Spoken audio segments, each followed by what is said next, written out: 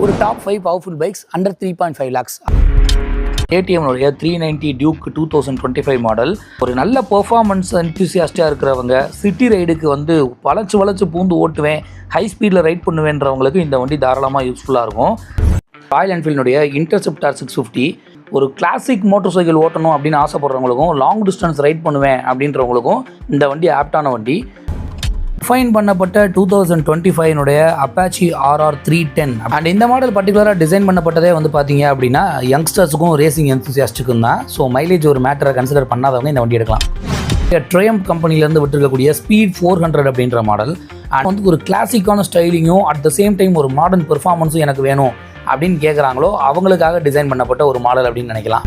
Royal என்ஃபீல்டுடைய Himalayan 450 ஒரு audience யார் அப்படின்னு பார்த்தீங்கன்னா நல்லா ஊர் சுற்றினே இருக்கக்கூடிய யங்ஸ்டர்ஸ் அண்ட் அது மட்டும் இல்லாமல் மிட் ஏஜ் பீப்புள்ஸ். இதை தரக்காமல் இந்த வீடியோவுக்கு ஒரு LSC தட்டி விடுங்க.